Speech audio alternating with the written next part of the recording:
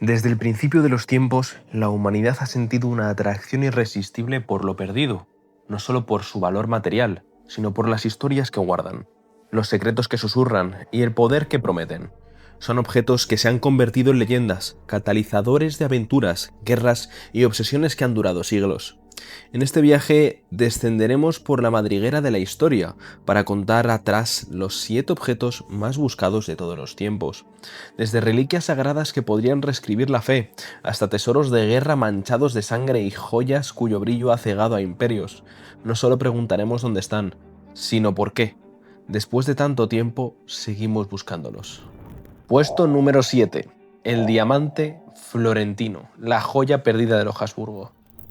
Nuestro viaje comienza con un destello, no un destello cualquiera, sino el de 137.27 quilates de historia pura. El diamante florentino, una gema legendaria de un hipnótico color amarillo pálido con matices verdosos, tallada por una complejidad asombrosa de 126 facetas en una talla de doble rosa. Su valor no reside solo en su tamaño, sino en las manos que lo poseyeron. Se le conoce por muchos nombres: el toscano, el gran duque de Toscana, el diamante amarillo austriaco. Cada nombre es un capítulo de su historia, un eco de los imperios que lo codiciaron. Como toda gran leyenda, su nacimiento es incierto. Una versión cargada de romanticismo y tragedia lo sitúa en el campo de batalla de Morat, en 1476, en manos de Carlos el Temerario, duque de Borgoña. La leyenda cuenta que, tras su derrota y muerte, un campesino o un soldado encontró el diamante en su cadáver y, creyendo que era un simple cristal, lo vendió por un florín, una miseria. Otra teoría más documentada y plausible rastrea su origen hasta las legendarias minas de la India a finales del siglo XVI. Adquirido por el gobernador portugués de Goa, finalmente llegó a la familia más poderosa del Renacimiento, los Medici, de Florencia. Fue Fernando I de Medici quien, tras arduas negociaciones, lo compró, y su hijo Cosme II quien encargó su talla definitiva en 1615, transformando la piedra en bruto en la obra de arte que conocemos.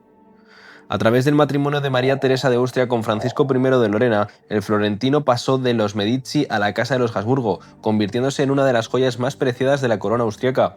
Durante siglos, descansó en la cámara del tesoro del Palacio de Hofburg, en Viena, un símbolo del poder imperial. Pero los imperios caen. Tras la Primera Guerra Mundial y la disolución del Imperio Austrohúngaro, la familia imperial se exilió a Suiza, llevándose el diamante consigo. Y aquí, la historia se vuelve turbia y el rastro se enfría.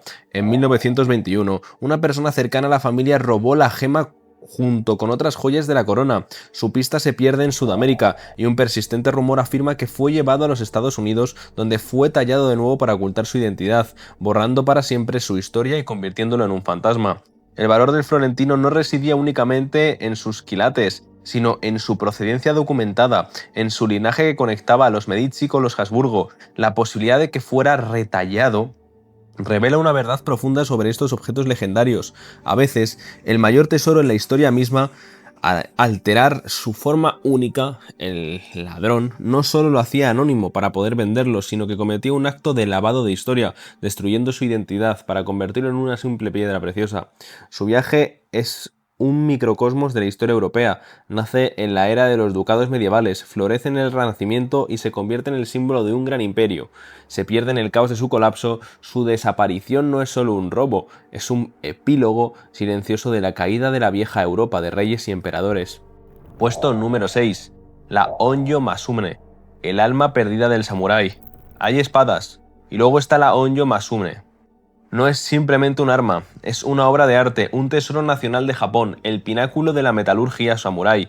Fue forjada en el siglo XIII por el legendario Goro Knight Masamune, considerado unánimemente como el mayor espadero de la historia de Japón. Ante la amenaza de las invasiones mongolas, Masamune revolucionó el diseño de la espada japonesa, desarrolló técnicas insuperables plegando el acero al rojo vivo, una y otra vez para crear una hoja compuesta por más de 30.000 capas. Este proceso, conocido como Shita Kitae, no solo le conferiría una resistencia legendaria, sino también una belleza etérea, un patrón ondulado en el filo, el amón y partículas cristalinas de martensita, el nie, que brillaban como estrellas en el cielo nocturno. Era una hoja justa y honorable, que según la leyenda no cortaba innecesariamente. La espada lleva el nombre del general Onyo Shigenaga, quien la obtuvo en duelo en el año 1561, después de que ésta partiera su casco en dos. Tras pasar por varias manos, finalmente llegó a las de Tokugawa Ieyasu, el formidable shogun que unificó Japón en 1603. La Honjo Masamune se convirtió en el símbolo de la dinastía Tokugawa, el emblema de su poder, pasando de shogun a shogun durante más de 250 años de paz. Era un tesoro dinástico, la encarnación del alma de una nación unificada. Su historia de gloria terminó abruptamente con la Segunda Guerra Mundial. Tras la rendición de Japón en 1945, las fuerzas de ocupación estadounidenses ordenaron la entrega de todas las espadas como parte del desarme del país. En un acto de obediencia a las nuevas autoridades, la familia Tokugawa entregó su tesoro más preciado en diciembre de 1945. Los registros japoneses indican que la espada fue recibida por un sargento de la 7ª Caballería de Estados Unidos, cuyo nombre fue transcrito fonéticamente como Col di Viamore o Balsamore, pero aquí es donde el rastro se convierte en un callejón sin salida. No existe ningún sargento con ese nombre en los registros del ejército estadounidense. Probablemente fue un error de transcripción, un nombre falso o simplemente un fantasma perdido en la burocracia de la posguerra. La espada, valorada hoy en decenas de millones de dólares, se desvaneció sin dejar rastro. La entrega de la Honjo Masamune no fue la simple confiscación de un arma, fue un acto de profunda desmoralización cultural. Para Japón, la espada no era solo acero, era el símbolo de la unificación nacional, el espíritu del samurái, un tesoro nacional.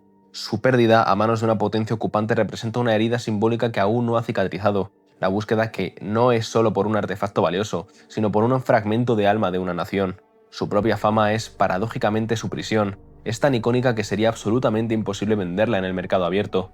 Esto crea una situación fascinante. El objeto es tan buscado que su destino más probable es permanecer oculto, quizás en un ático o en una colección privada con sus dueños ignorantes de su historia, o más probablemente aterrorizados por las consecuencias de revelarla.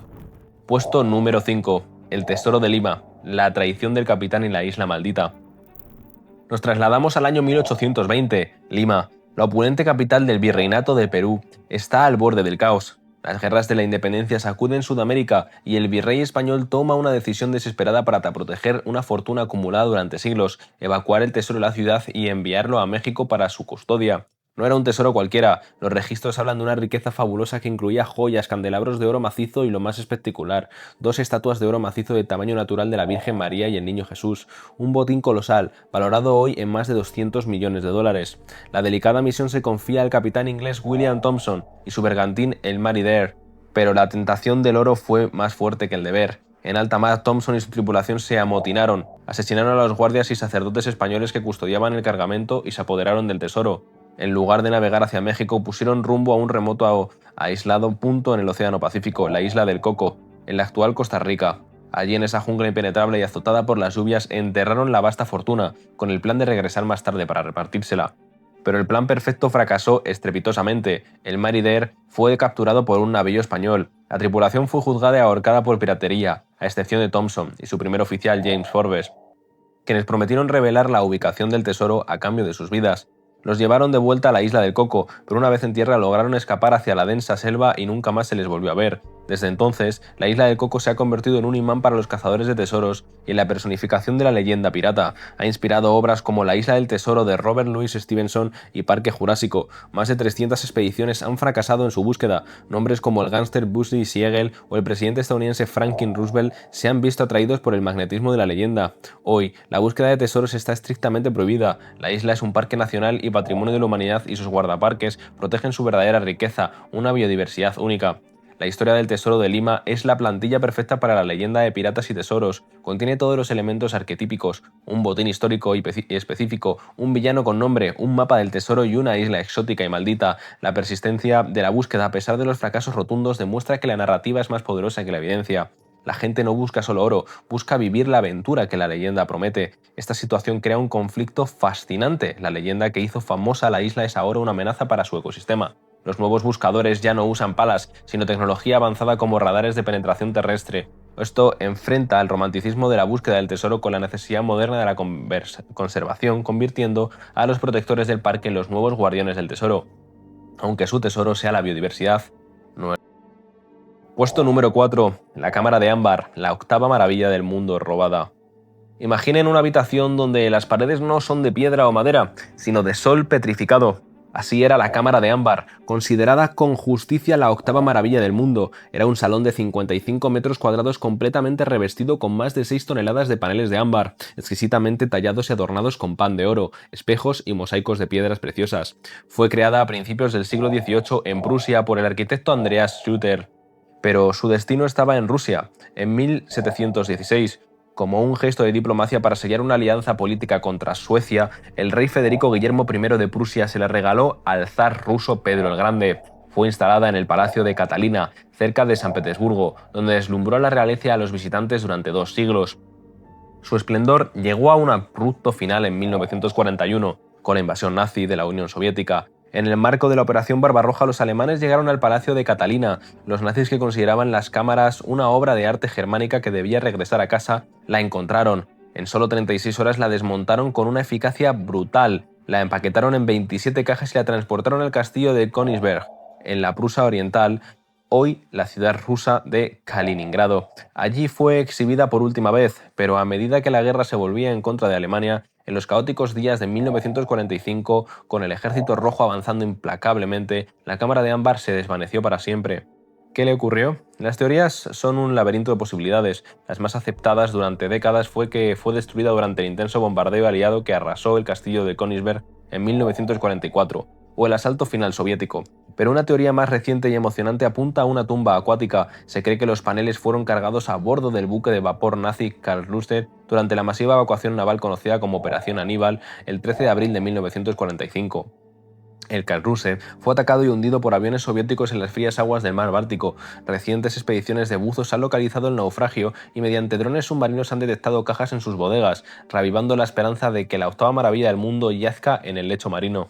El robo de la Cámara de Ámbar no fue simple saqueo de guerra, fue un acto de guerra cultural. Los nazis la robaron no solo por su incalculable valor, sino porque la reclamaban como parte de su herencia germánica, un acto de repatriación forzada que la convirtió en un símbolo de la perversión del arte para fines ideológicos.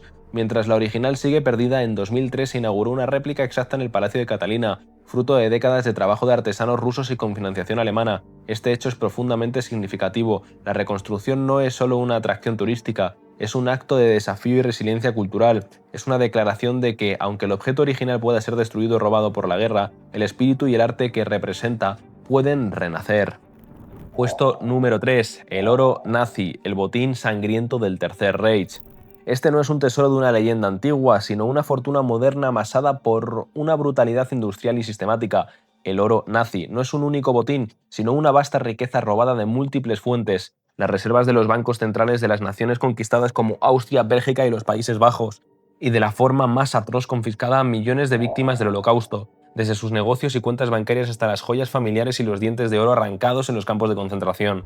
Este oro manchado de sangre financió la maquinaria de guerra del Tercer Reich. Fue lavado a través de países neutrales como Suiza, España, Portugal y Argentina, que se convirtieron en conductos para convertir el botín en divisas y material de guerra. En los caóticos meses finales de la guerra, con el Tercer Reich desmoronándose bajo el avance aliado, una parte significativa de este tesoro desapareció. Los altos jerarcas nazis, planeando su huida, necesitaban fondos para un futuro sin Hitler. El oro fue escondido para financiar redes de escape como la famosa Odessa, para comprar el silencio de oficiales y gobiernos y para establecer células neonazis en la posguerra, con la esperanza de un cuarto Reich. La búsqueda del oro nazi es una caza global con múltiples frentes, una hidra con muchas cabezas. Minas y túneles. Una teoría persistente apunta a vastos complejos subterráneos, lugares como las minas de sal de Altausse en Austria, donde también se escondieron obras de arte, o el misterioso proyecto Riese en Polonia, una red de túneles donde la leyenda de un tren del oro blindado y desaparecido sigue viva a pesar de las búsquedas fallidas.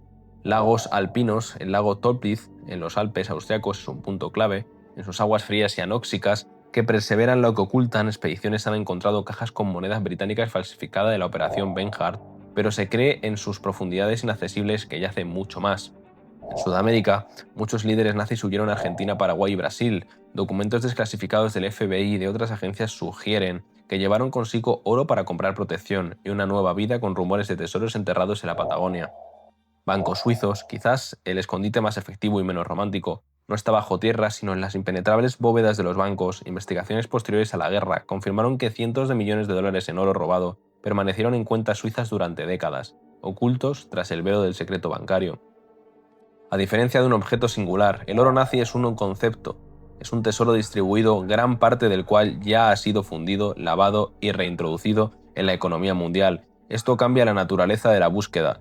No se trata de encontrar un cofre, sino de seguir un rastro de papel a través de archivos financieros globales. La verdadera caza del tesoro no la realizan arqueólogos con detectores de metales, sino analistas forenses e historiadores. El origen sangriento de este tesoro le confiere una dimensión moral que ningún otro de esta lista posee. La búsqueda no es por aventura o riqueza, es por justicia y restitución. Cada lingote, cada moneda, representa una vida robada. Encontrar el oro nazi no es final de la historia, sino el comienzo de un doloroso proceso para devolver, aunque sea simbólicamente, algo de lo que fue brutalmente arrebatado. Puesto número 2. El tesoro de los templarios. El secreto de los caballeros de Cristo. La Orden de los Pobres Caballeros de Cristo y el Templo de Salomón, más conocidos como los Caballeros Templarios, nacieron como monjes guerreros humildes, protectores de peregrinos en Tierra Santa, pero en 2 siglos se transformaron en la organización más rica y poderosa de la cristiandad. Fueron los primeros banqueros internacionales, una auténtica multinacional medieval con una flota que dominaba el Mediterráneo y más de 9.000 propiedades repartidas por toda Europa. Su riqueza era legendaria y su poder inmenso. Pero su poder les granjeó un enemigo mortal, el rey Felipe IV de Francia, apodado el Hermoso. El rey estaba fuertemente endeudado con la orden y recelaba de su influencia. En una operación coordinada y brutal, el viernes 13 de octubre de 1307, Felipe ordenó el arresto masivo de todos los templarios de Francia, acusándoles de herejía, sodomía y adoración al diablo para aniquilarlos, y así sobre todo para apoderarse de su fabulosa fortuna. Pero cuando los hombres del rey irrumpieron en la imponente fortaleza del Temple de París, su principal tesorería se llevaron una sorpresa monumental. El gran tesoro, la inmensa fortuna de la orden, había desaparecido. Se había esfumado días antes como si se lo hubiera tragado la tierra. ¿Qué era realmente el tesoro y a dónde fue? Aquí la historia se hunde en la leyenda. Lo primero, riqueza material. La versión más directa habla de carros cargados de oro y plata que salieron sigilosamente de París en la oscuridad. Se dice que la flota templaria zarpó del puerto de Rochelle hacia un destino desconocido, quizás Escocia o Portugal, donde la orden encontró refugio y se transformó en la Orden de Cristo. 2. Las reliquias sagradas. Muchos creen que el verdadero tesoro no era monetario, sino espiritual. Se rumorea que durante sus excavaciones bajo el Templo de Salomón en Jerusalén, los templarios encontraron las reliquias más sagradas de la cristiandad, incluyendo la Vera Cruz, el Arca de la Alianza y por supuesto el Santo Grial. 3. El conocimiento secreto. Una teoría fascinante y que cada vez más estudiada sugiere que el tesoro era conocimiento, mapas avanzados que desafiaban la geografía de la época, secretos de navegación, textos arcanos y científicos. Documentos portugueses sugieren que la Orden de Cristo heredó estos conocimientos cartográficos, que fueron clave para impulsar la era de descubrimientos y la exploración del Nuevo Mundo. La teoría del conocimiento es la más profunda, pues recontextualiza a los templarios no como meros banqueros, sino como guardianes de secretos que podían cambiar el mundo. Si realmente poseían mapas que mostraban América antes de Colón, su tesoro no era oro, era el futuro. Esto explicaría la persecución implacable de Felipe IV. No quería su dinero, temía su poder, un poder basado en lo que sabían. Las leyendas del Grial y los templarios están además inextricablemente unidas. Los templarios son casi siempre los guardianes del Grial en la mitología moderna. Esta es una simbiosis poderosa. El misterio del tesoro templario es un anclaje real a la leyenda etérea del Grial, mientras que la sacralidad del Grial eleva el tesoro templario de una simple fortuna a un depósito de secretos divinos. Puesto número 1. El Santo Grial. La búsqueda de todas las búsquedas.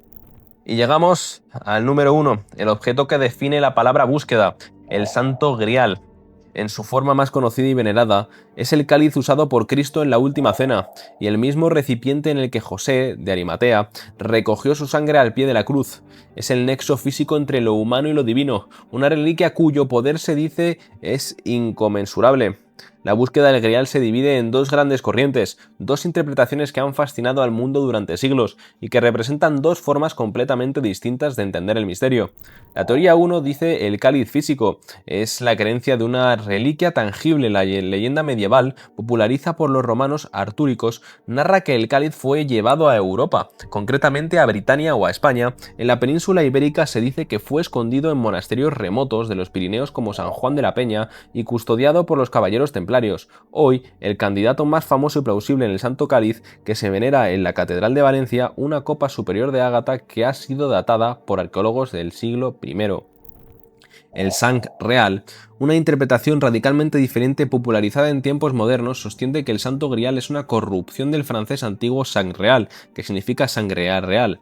En esta versión el Grial no es una copa, sino la descendencia de Jesús y María Magdalena. El tesoro no es un objeto, sino un linaje secreto que, según la leyenda, habría llegado a las costas de Francia y continuado a través de las dinastías de los reyes merovingios, protegido por sociedades secretas a lo largo de los siglos.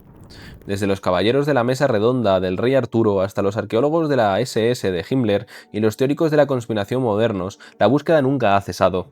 Lugares como la pequeña aldea de Rennes-les-Étaux, en Francia, se han convertido en centros de peregrinación para los buscadores del sang real, gracias a la historia de su párroco, Berenguer Sanur, quien a finales del siglo XIX se enriqueció misteriosamente supuestamente tras encontrar unos pergaminos secretos que revelaban la verdad sobre el linaje. El Grial es un imán para el misterio. Ocupa el primer puesto porque es el objeto perdido más adaptable y polifacético. Su significado es fluido. Para el creyente es la fe, para el romántico es la virtud y la aventura, para el conspirador es la verdad oculta que podría destruir instituciones. Esta capacidad de ser reinterpretado por cada época es la clave de su inmortalidad.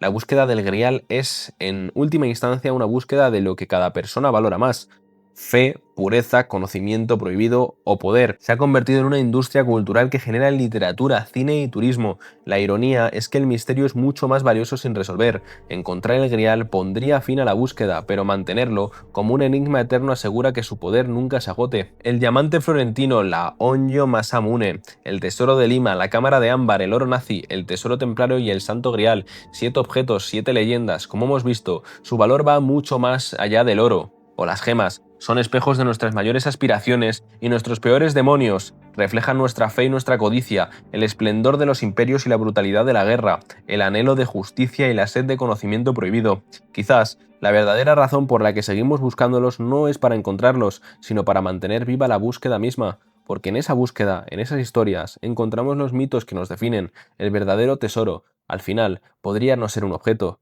sino una leyenda. Si has aprendido algo nuevo el día de hoy y te ha parecido interesante el vídeo, agradecería muchísimo que te suscribieras y me apoyaras con un like. Y recuerda, como siempre, un fuerte abrazo.